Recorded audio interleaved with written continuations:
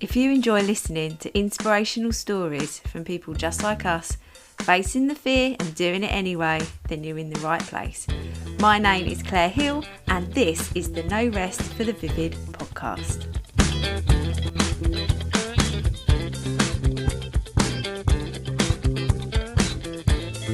Hello, welcome to another episode of No Rest for the Vivid podcast. And today I have an amazing episode. These two ladies are very, very inspirational to me. I've known Josie for about a year, and Josie has actually been on the podcast before. You may have already listened to her episode, and I will link it in the show notes so that you can have a listen back.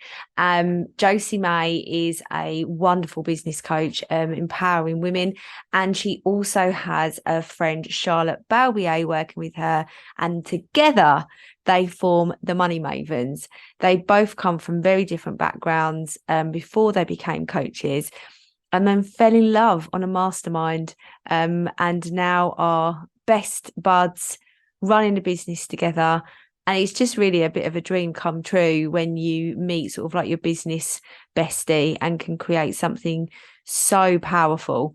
Their work is very inspiring to me, and I do gush a little bit. I'm a bit fangirly on the episode, but you'll see why. Listen to the episode and you'll understand why I've got so much admiration for them.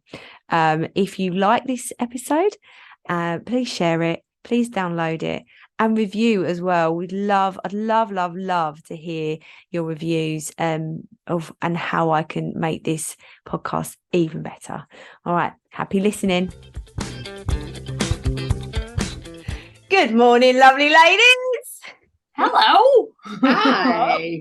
Hello. Thank you for coming on my podcast. And I love that I was on your podcast, 2 weeks ago? Yeah. Recorded it. It's a little bit of mutual helping each other out, and I love it. I love it. But before I start, I'd always do this. I don't know about you. You just start chatting, you forget that the guests need to introduce themselves. So, would you like to introduce yourself, wonderful people? Sure. So we are the Money Mavens, and we are made up of me. I'm Charlotte Balbier, and Josie, who will introduce herself in a moment. And we came together only 2.5 years ago after meeting in a business mastermind.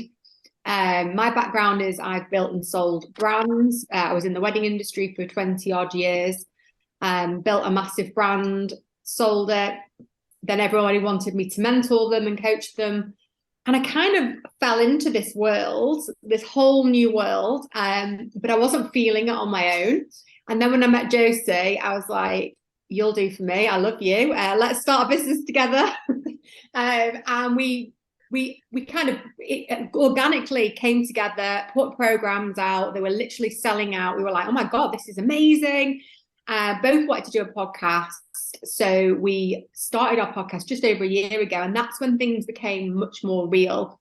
You know, we became the Money Mavens. We weren't just Charlotte and Josie. We were like the Money Mavens.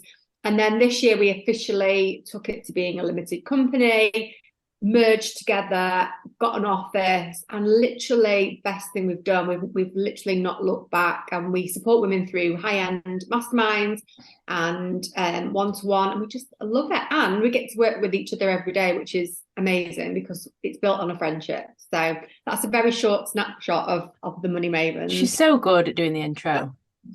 Yeah, and I'm Josie as well. Than that, Miss Josie. There's more to me than that. So I'm Josie May, and prior to meeting Charlotte, I was a business coach.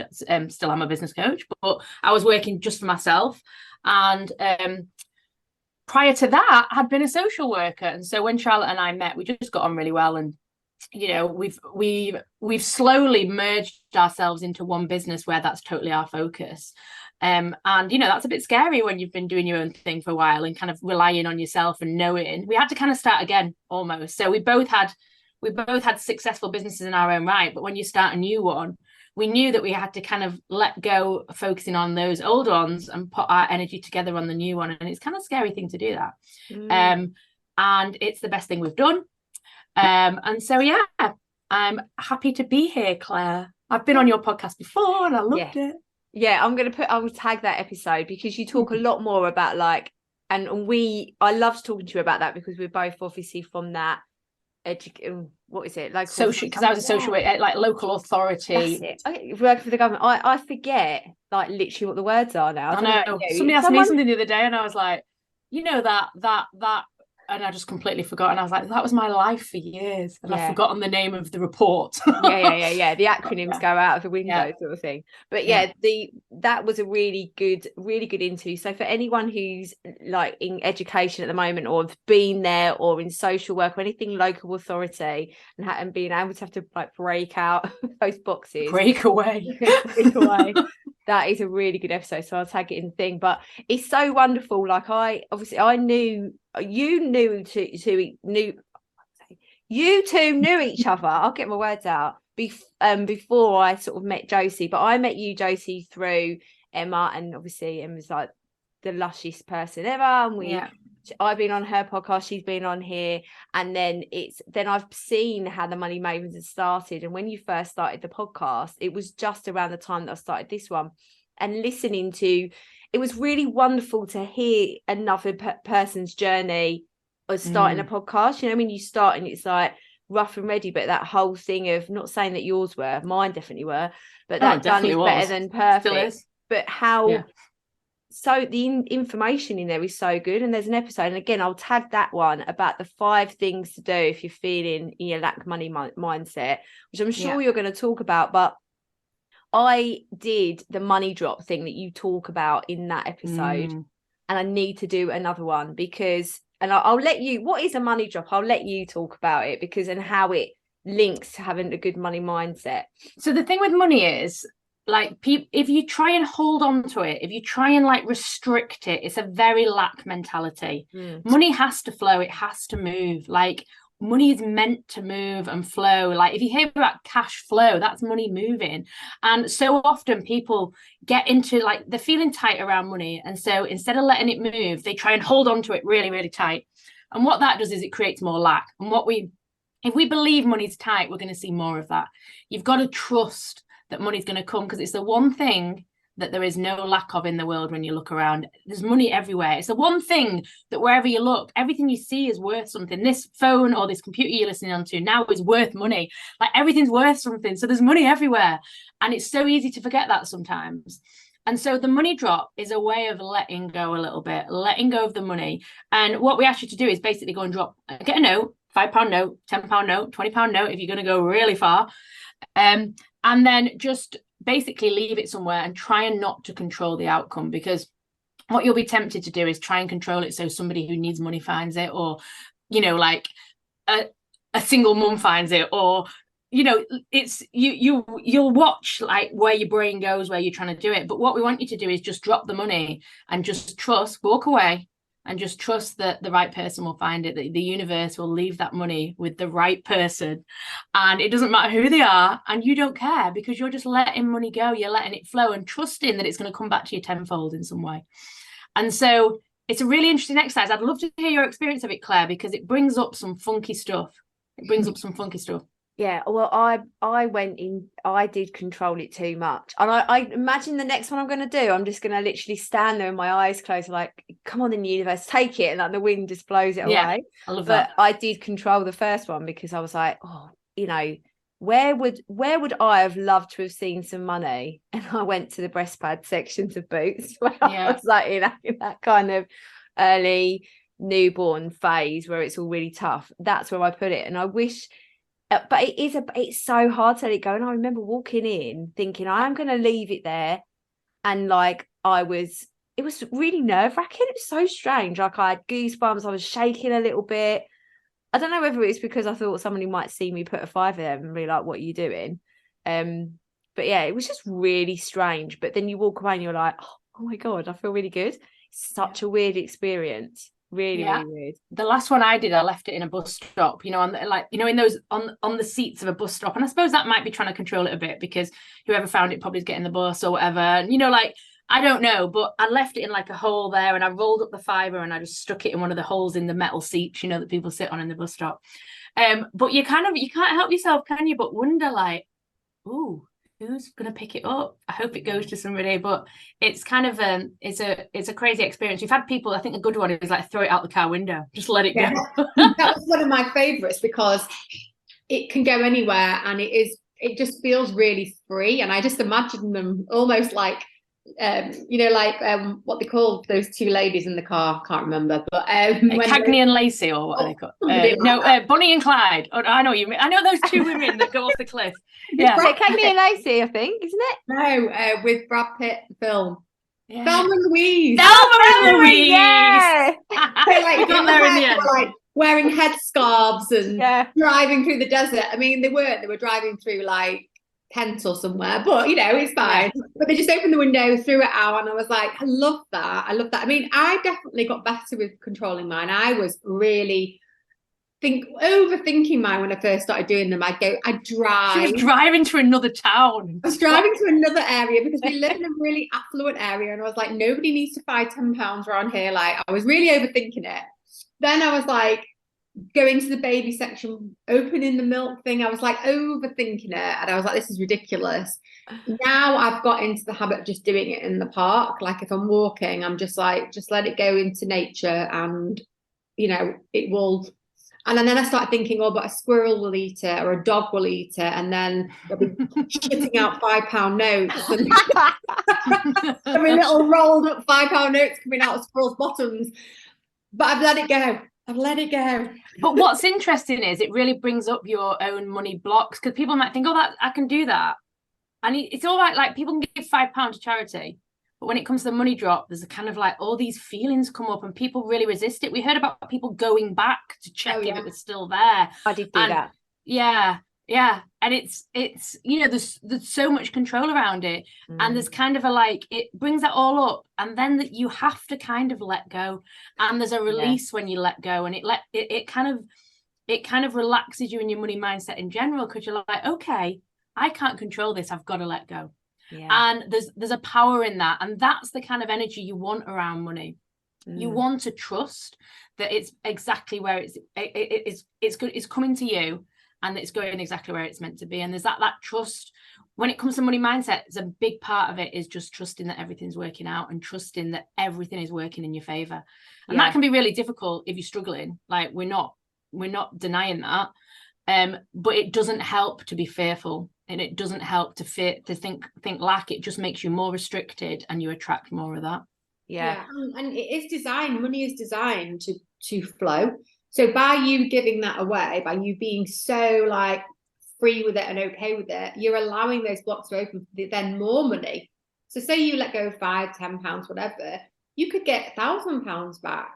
Like there is no limit to what you're going to get back. And people find that they get, when we did it in a money mindset program that we ran, it's quite a while ago now, but some of the things that then people were getting, because they had to log each week, things that they got that were abundant, that came in unexpected. It was like unexpected things that had come in, either money or things that were worth money. So it doesn't have to just be money, it can be things that can be worth money. But it was amazing, and after the money drop, we saw a big increase in energetic flow of everybody. So it's actually, every time we talk about this, it prompts me to think, I've not done one for ages, so let's all do one today. Let's do a money drop. And the thing is, we don't carry cash as much anymore, and I think that's a shame, because cash, the feeling of cash has an energy. And you heard of the 5 love languages?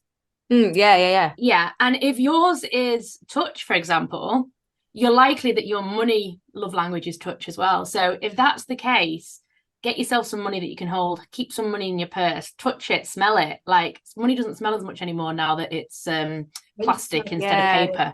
But that money smell, don't you? That smell of money, it's got a real strong smell. It's changed now with the plastic, but like touch your money, feel it, take it out. Particularly if you're somebody that is physical touch, take your money out, touch it, feel it, makes it more real. Because the thing with not seeing the money in real life is it can sometimes feel not real. And so, just be really aware of that as well. Because I know lately, I do everything on my phone, Apple Pay.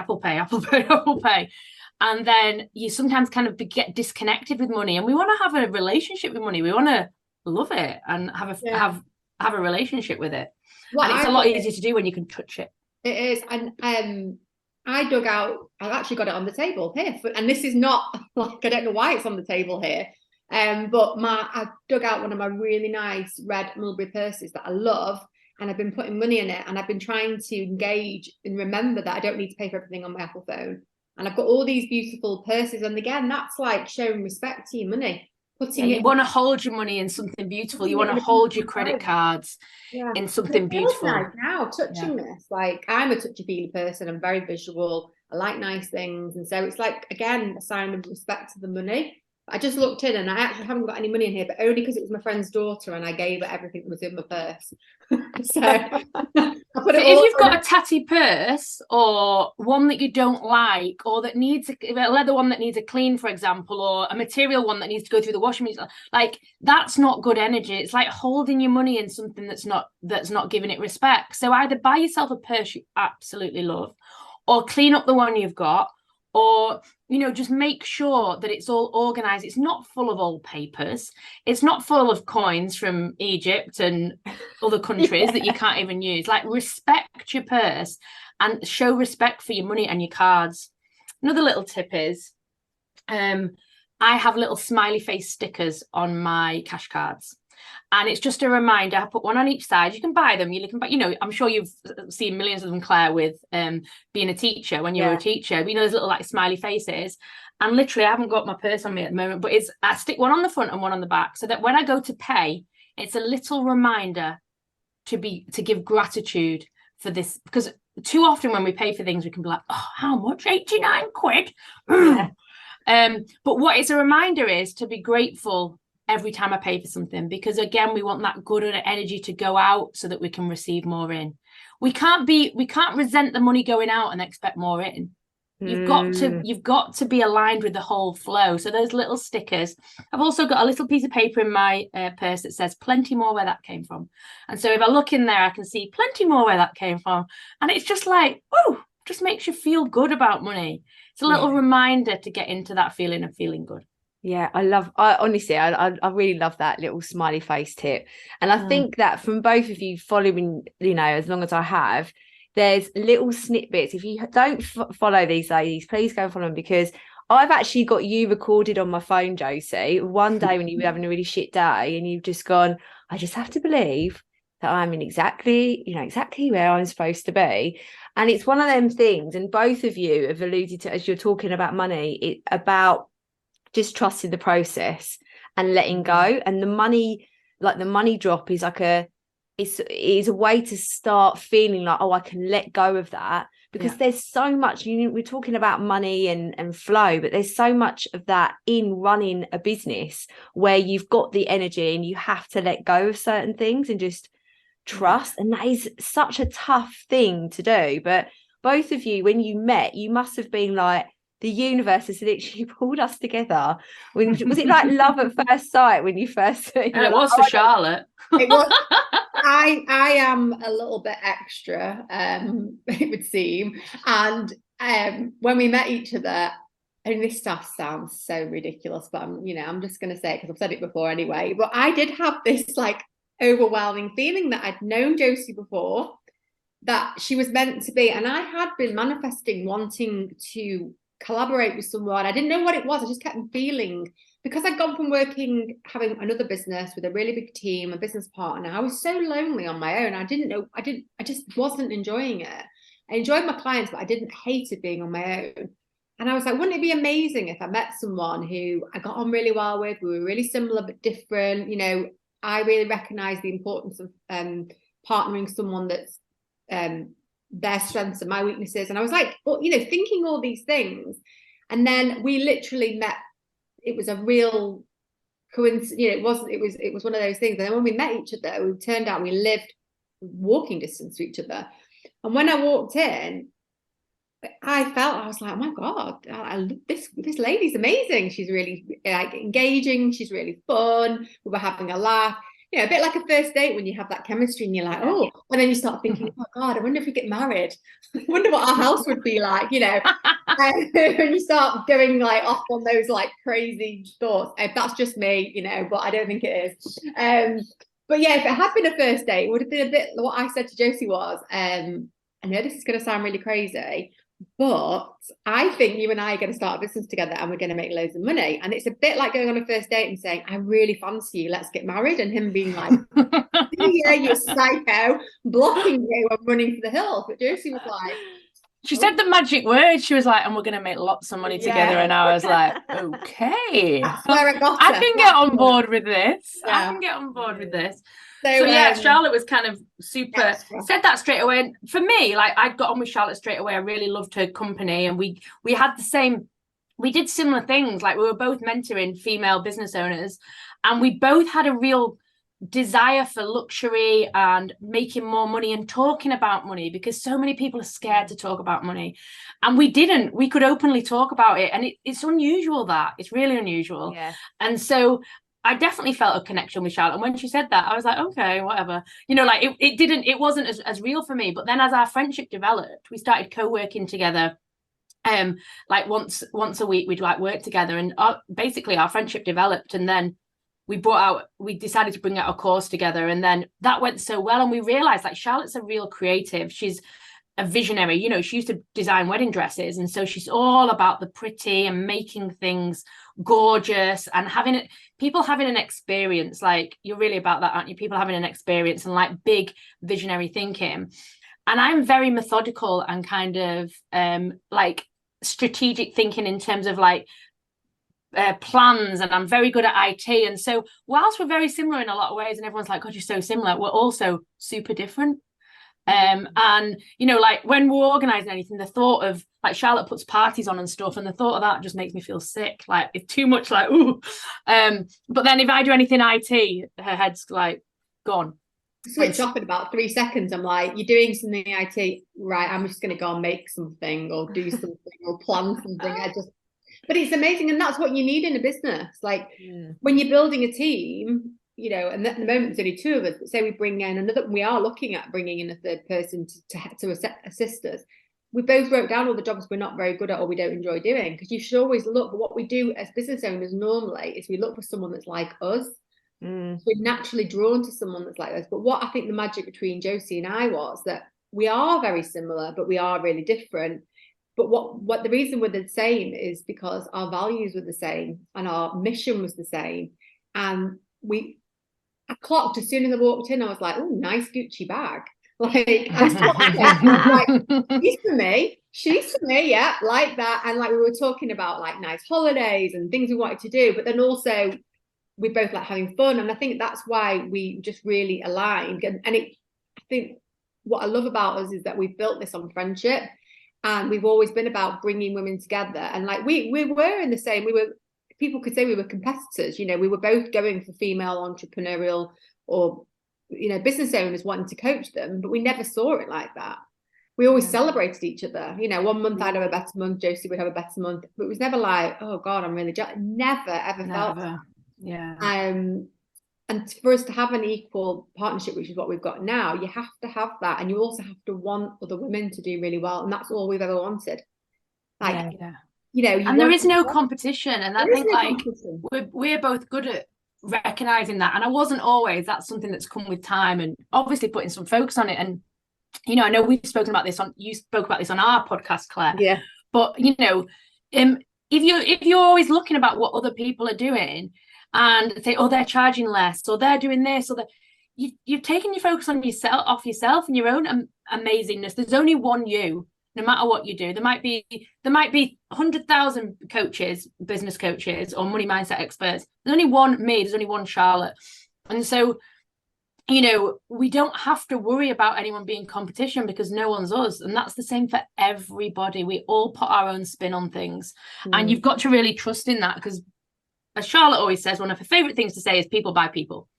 And so when it comes to marketing, it's not even the product or the offer that you have, it's you and how you sell it, and how you and your brand and the way you put yourself out there. And I think that's exciting. Like, it takes a lot of pressure off. And there's too much focus on people getting so bogged down with thinking that people are buying your product or your service, and then they think there's all this competition, and then that's when you get the imposter syndrome and you start looking what everyone else is doing, and then it makes you feel disheartened and you procrastinate, and then you paralyze yourself, and you see it happening. But actually, and I know this 1,000,000%, whether you're selling a product or a service, people are buying you the way you make them feel. The know, like, and trust aspect of anything is so, so important. And like when I had my wedding dress industry, people used to copy my dresses all the time. At first, it used to really upset me. And then I didn't care, because actually what it did was, one, it positioned me as being a leader in the industry. So I was like, thank you for copying me, because it's made me a trendsetter. Brilliant. But also, people were still buying my dress, even though it was more expensive, because they wanted to have the brand. They wanted the peace of mind. So now, like, we coach other female coaches in our masterminds and stuff, and they would be, you know, I think me back then would have thought, oh, that's crazy, why would you do that? But now I'm like, there is no competition. And when you realize that and you completely are okay with it, it is the most liberating, like, oh. So when people say about competition, I'm like, seriously, your only competition is yourself, and we make it so much harder than it needs to be. Yeah. We're almost punishing ourselves, but actually, I love it when other women are doing well, because it shows me what's possible as well. Yeah. And we, as we come together, we rise together, don't we? You know, there's a saying, rising tides lift all ships. And so, like, collaborations like this, Claire, and, you know, like talking to other entrepreneurs, and it just, you know, we can all rise together. And isn't that a really nice, light feeling? Amazing. Yeah. And I love, honestly, when you're talking, like, I know that I really fangirl over you two a little bit, which is, you know, a bit embarrassing actually to say that.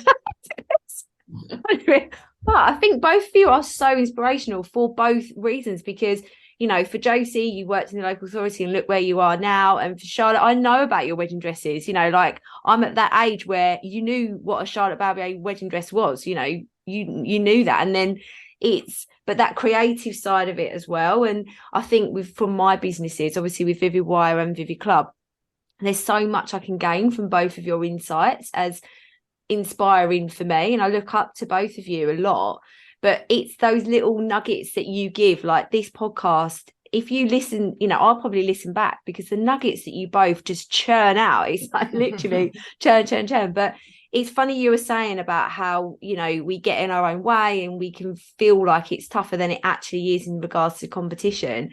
I've had like a massive thing over the weekend. Like, I had to do something really, really brave that was really out of my comfort zone. I did it and I was like, right, okay. And then this, like you say, that feeling after you've done something scary, but the feeling of lifting yourself up.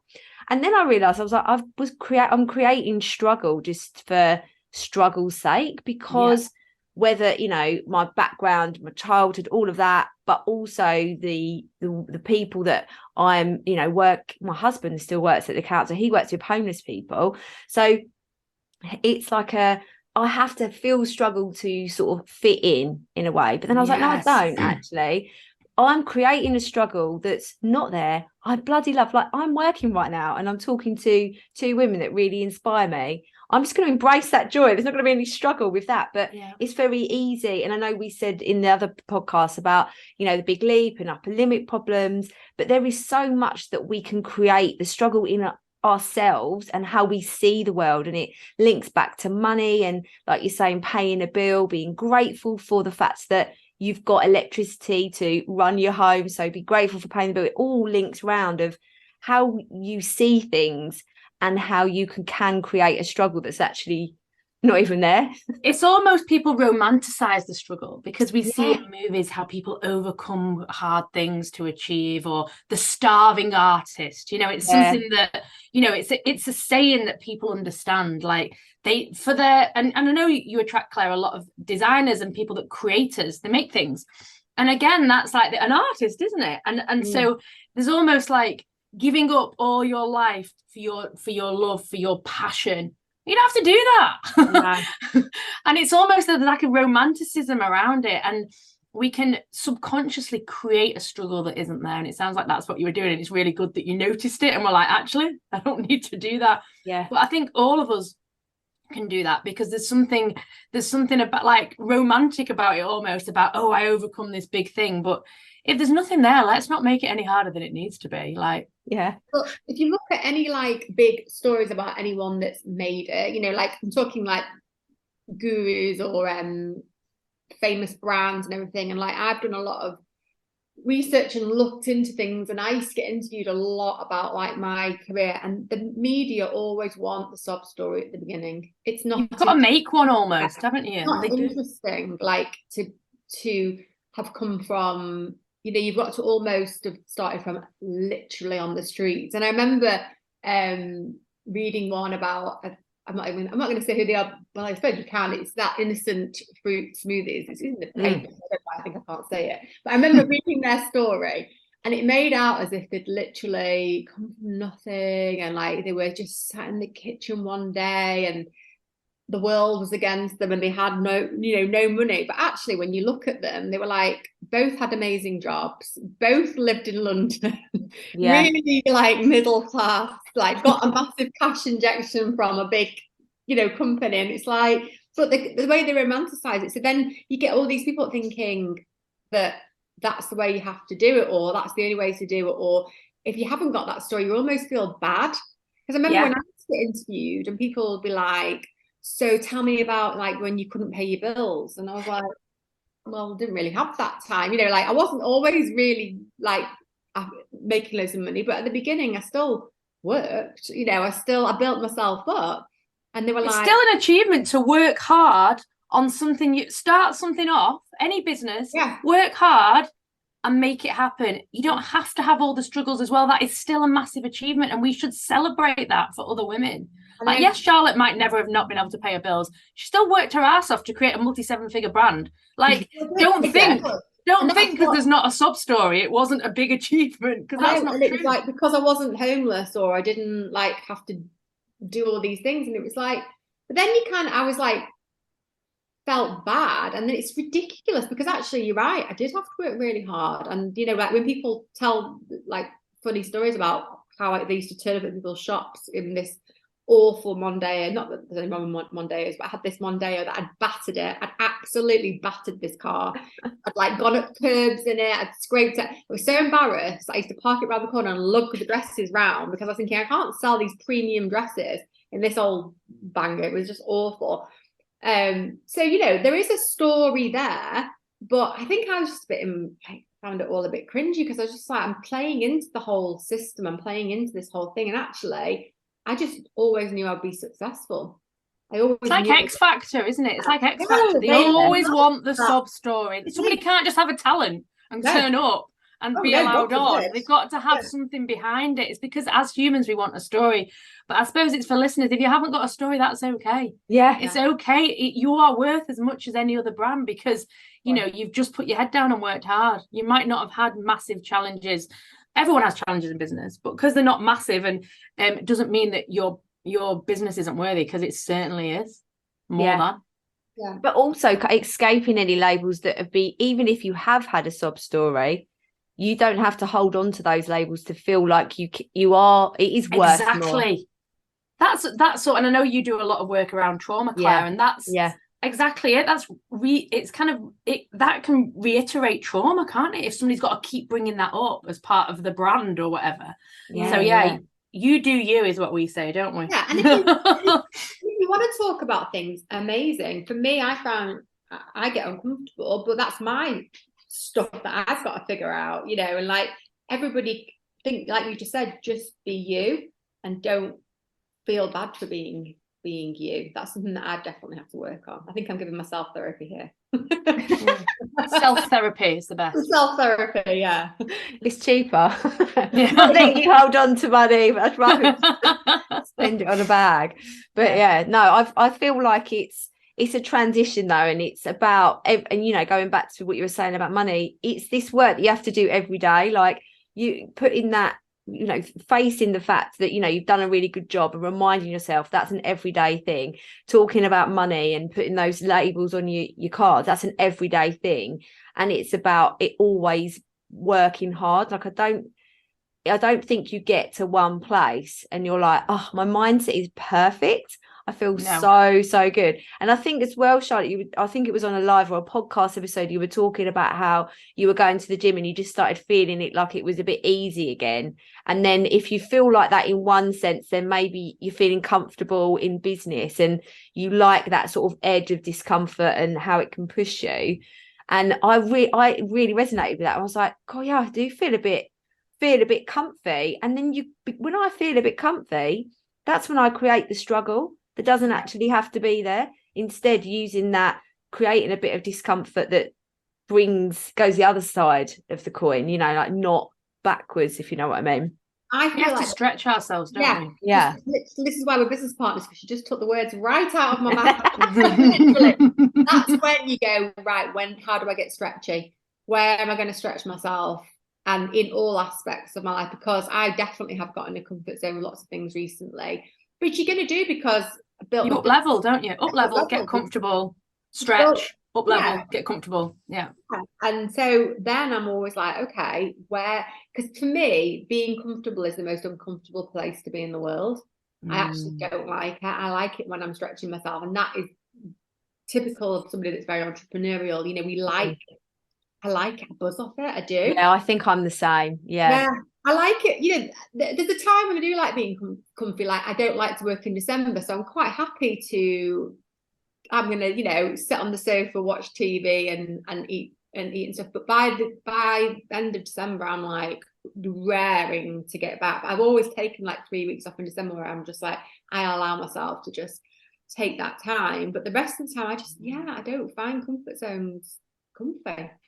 I want to get stretchy. So it's exciting. Well, actually, the way to reframe it is actually it's quite exciting when you get in a comfort zone, because it means that you're about to up level.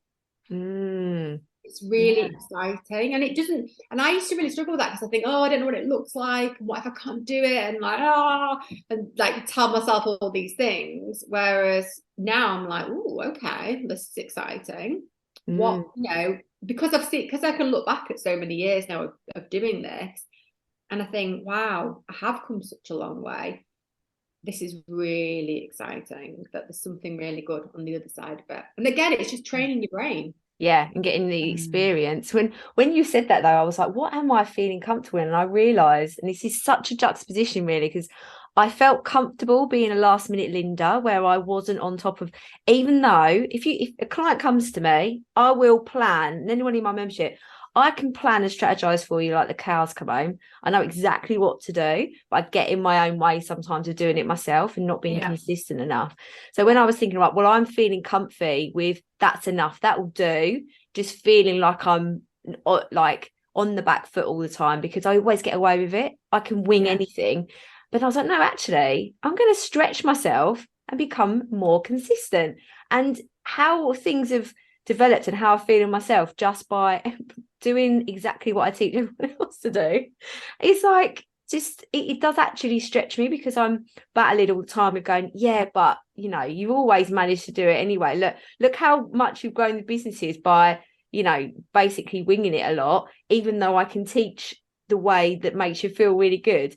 So really recent, last couple of months, especially since my best friend's working with me now, and it's very much, when you were talking, she is good at everything that I am not as good at, and we work so well together. And I really it's now me stretching myself to delegation and saying, I can do that, I can't do it as well as you, I need to pass over control, that's for you.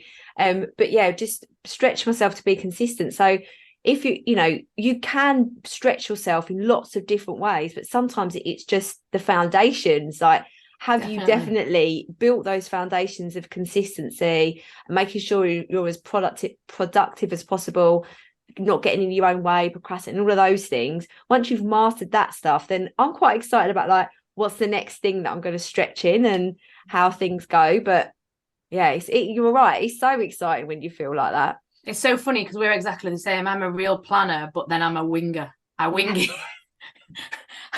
I'm really good at strategy and plans, but then when it comes to me, I'm like, I'll just pull that out of the bag last minute. Like, because I think Charlotte's like, are we making notes? Well. I'm like, no. Literally.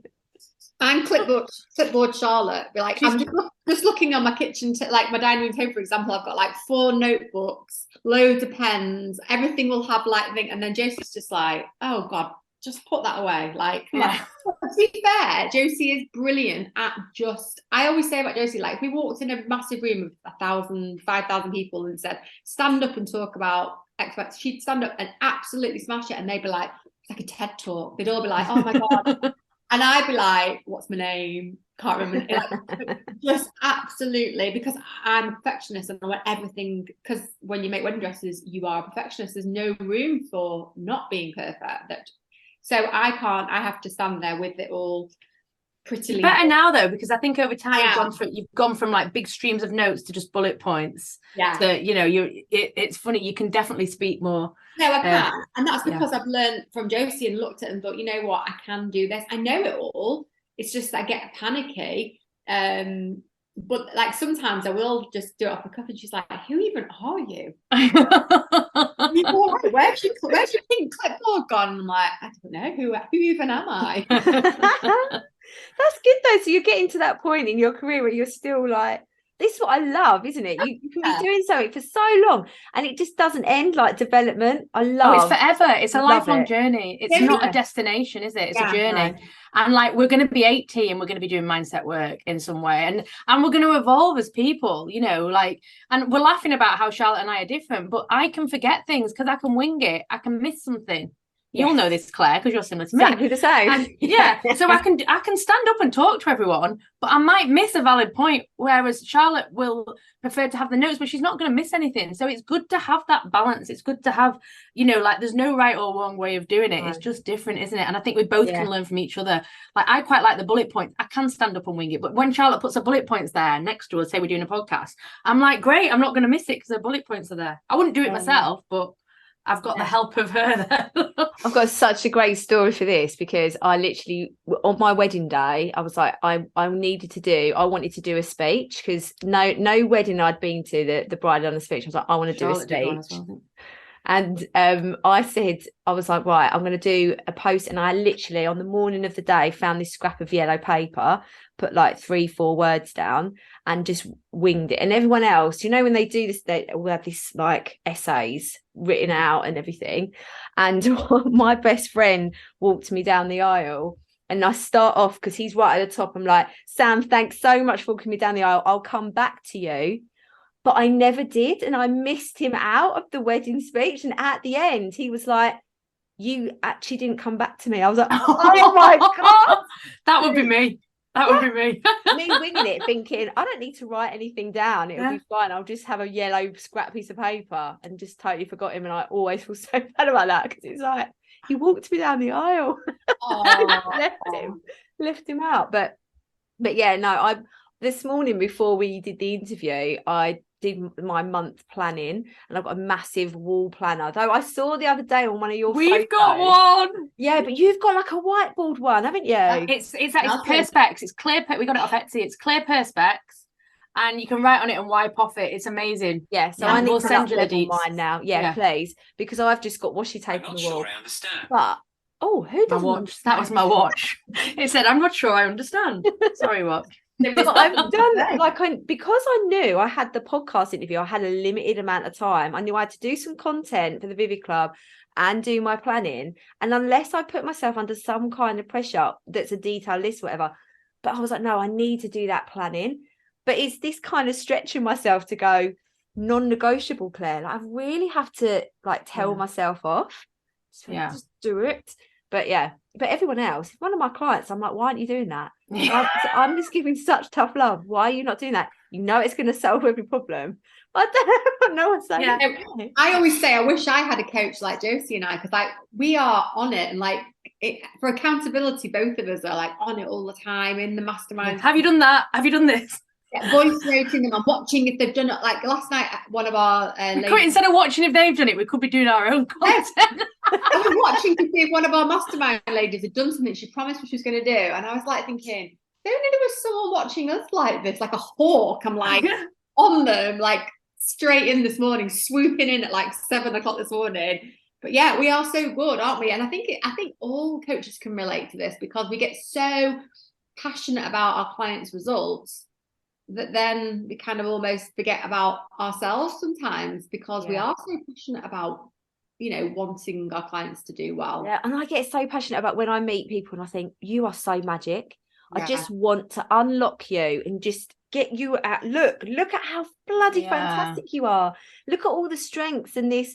Like, I did my group program yesterday with the girls, and we talked about invisible assets, and they were talking about they had to choose their strengths, and I was like, right, they're your invisible assets, but how are you going to actually get that into your business to make money? And one of them was saying, oh, like, I'm really caring, how can I get that in? And she started playing around with some ideas. She was like, I'm going to set up a Facebook group just so I can nurture these customers, so that I really care about them. They're so supportive and loyal to me. I want to do that. And I'm like, brilliant. So then now you've got an extra way to market. You can be like really nurturing those people, give them exclusive offers. You've got added value. Yeah, added value. And you're not putting all of your eggs in one Instagram basket. You are, you know, spreading yourself out, but in a way that it feels really good to you. And because you're caring. She was like, oh my God. And it was like these light bulbs going off, that you have to amplify what you're good at, but it's showing people what they're good at. And it's so hard for some people to realize those strengths, and that they are strengths and they're not something that, because usually somebody's gone, you're a bit softer, no, you know, you're a bit of a, you know, people walk over you sort of thing, instead of going, no, I'm really proud of being so caring. You know what I mean? It's like, and we see it in them. I think we can see it in them, can't you? And it's just like you can't even see your own magic sauce here that is like, that if you lean into it. So I think we spend so much time trying to be somebody else. Like, you know, my favorite saying is, the more me I am, the more money I make. And we've got that on our office wall. And it's because for so long when I started a business, I was trying to be like someone else. I was seeing all these successful coaches out there and I was trying to be more like them. And I found myself speaking differently and using words differently and talking about things that really weren't my expertise, not my lived thing. They were more what they'd done. And I thought, oh, because they're super successful, that must be right. And sort of without you realizing it, and I know a lot of people do this, is you start turning your back on who you really are. And actually, subconsciously, people feel that something feels off when you're marketing. Something feels off because it's not really you. As soon as you can be like fully you, leaning into your strengths, leaning into these invisible assets, then people feel that connection. And it's true. And honestly, and we've noticed this with our podcast, because when we started out the podcast, we were a little bit more from the beginning. And if people go back and listen to the beginning, we're a bit more straight. You're a bit more, you know, prof. We're like, you know, this is a podcast. We have to be like professional, and we're still professional, but we see professionals differently. But as it's evolved, and Charlotte and I have just become more and more us, and you might have this with you Claire, as well, is we've just relaxed a bit. And it really, if you want to know what we're like, listen to the podcast, because that is where we are our most relaxed. That's where we're our most honest. And that's us. That is truly us. And I think people have told us, wow, we can see how you've evolved, and we love it. We love it. And we, you know, it's so tricky to do, because we're taught all our lives to be different. We're taught to be better, be slimmer, be cleverer, be, you know, have a different hair color, have a smaller nose, whatever. It's just society teaches us that. And so to really accept yourself and lean into that is tricky. It feels alien. But once you do it, there's like a sense of relief, isn't there? There's a sense of like, oh, I don't have to be different. I can just show up as me. I can talk like I talk. I can, you know, and so yeah, if there's people, please feel free to grab the quote and put it anywhere you want, because it really helps to remember this. But the more me I am, the more money I make. And it leads into what I always say, that people buy people, because then they really are going to buy you. And since we've actually leaned into what Josie always says and what I say, we've made more money. And we're like, oh, okay, it really do, you know, like it really, really does work. And we've evolved it as well. So we have the more me I am, the more money I make. And then we also have the more fun we have, the more money we make. Yeah. And it is true. And we believe that with our soul. And like, that's evolved. And we are like, yeah, we've got to have more fun, because then we're going to make more money. And so we've had so much fun the last 8 weeks. We are exhausted. The places you've been like recently, you've got anybody listen, please just go and follow these girls, because they have so much fun and it is so inspiring. I've never thought, oh God, look at them, blah, blah, blah. You know, like I just respect and some people will hide that away as well, won't they? Because they worry about what people think. But you are just embodying the joy of running a business, like being such close friends, being you, getting to this point in your lives that you are just bloody badasses and loving life and showing it off. And it's really, really inspiring and really amazing. And I definitely need to put more fun in my life, 100%.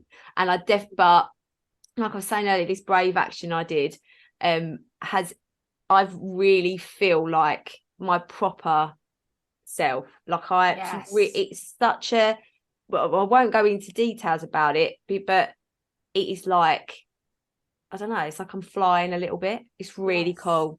And so I'm looking forward to all the money I'm going to make and all the people I can help, because I've got more energy now to help more people and stuff. So yeah. But amazing. Yeah, you two are the absolute nuts. Right, I'm very conscious of your time because I know you've both got stuff to do after this. But at the end of every episode, I ask everybody, and Josie will know because she's done it before, but what would you love to have told yourself 10 years ago if you could go back in time that you know now? I think I probably said this last time because it's my kind of mantra as well for life, but everything's working out perfectly and you're exactly where you're meant to be. And just trust. And it's so, we just want to jump ahead and we want to be so much further along and we want to see that we're a failure often when we're not. Like, you're exactly where you're meant to be, and just like breathe that in. And if somebody had said that to me, I think 10 years ago, life would have been a lot of more of a kind of, my nervous system would have been a lot more relaxed, I reckon. Oh, yeah. Love it. Love it. Charlotte, what's yours, do you reckon? I think mine is definitely, and it's definitely more related to probably products because that's my background, but I used to take it very personally if somebody said they didn't want to buy my wedding dress, whether that was so I was a manufacturer, so I was dealing with like independently owned shops and brides as well, but mostly independent. So I made it all about me. Oh, they don't like the dresses, my brand shit, I'm crap, I'm not the best. And like, I beat myself up about it, but actually it just wasn't the right time for them. You know, most of them, nearly all of them bought from me at some point in my career who liked me because they like me and they like the brand, but I always made it about me, not about them, not asking them the right questions. And I think that a lot was to do with my age because I was really young when I started. I was in my early 20s. So you think the whole world revolves around you at that age. Now I've realised it isn't ever about us. It's always about the other person. And I ask all the questions to then help them get to a different solution. So if I could go back and tell 23-year-old Charlotte when I was going out and literally knocking on people's doors with my products and them saying no, it's because they didn't know me. So they were like, who is this girl? Like, to rock it. And I was like tenacious as hell. I'd just knock on the door and be like, hi, want to buy these dresses? Going to give me a 10 grand order? And they were like, no, I don't. Bugger off, you know. But then I make it about me. But actually, when I built the relationships with them, they were like, we really like that about you. People used to say to me, I love that about you, that you come back, you know. But I used to honestly really beat myself up about it and make out that I wasn't a great person, when actually it wasn't about me. It was about that they just needed more nurturing. So anyone that's listening to it, and I know lots of people that listen to this are selling products, don't make it about you. Don't take it personally. Don't think that your product isn't amazing, because it is. It's just that you might need to knock on that door a couple more times, but keep knocking because the doors open, and once they open, it's amazing. Yeah, I've always got this philosophy. It's like 50 no's before a yes. So as soon now I've accepted that, I'm like, if I approach like I'm doing this like commercial side of Vivid Wire. So when I send the invoice, if they say no or they're not going to go for it, it's like, okay, like, all right, there'll be another one. There'll be, you know, maybe there's going to be 50 more no's before I get a yes on an order. But you know that they're just asking for loads of like, it's commission work, isn't it? So, but yeah, as soon as you go, right, I'm going to have 50 no's before a yes, and then suddenly it's like, oh yes, another no, that's all right. Doesn't matter. It's not no forever. It's just no right now. Yeah. So like I do massive trade shows, and you know, you do spend a lot of money on them, and the energy, and like, you know, you're emotional about it all. And that's another thing I think I probably would tell myself, like, don't be so emotional. But I am, and I'm an emotional person because I cared. I really, really cared. But if someone came on and didn't buy straight away, again, I'd make it about me. but actually they're at a trade show. They want to go and look at stuff. It's normal. But I would then make it all about me. And honestly, I've spent so many years awake at night questioning myself when actually there was nothing wrong with my product. It was just not the right time. So, you know, you have to be, and that's where, and in a way, I'm glad it happened, because that's where the resilience came in, and that's where my tenaciousness really kicked it. And I was like, you know what, you're saying no, but I'm going to get a yes if it kills me. Yeah. You will stock these dresses and you will love them. Love it. Oh, thank you so much, Oh, lady. no, thank you. I've loved it. Thank you. It's been so much fun. Yeah, love it. I love it. So I'll share with all of your podcast stuff on here and those episodes, and yeah, all your details. But yeah, thank you so much. Thanks, lovely. Oh, thank you. Bye-bye. See you later. Thank you so much for listening to the No Rest for the Vivid podcast, written, produced and hosted by Claire Hill, and music has been composed by my brother, Phil Vick.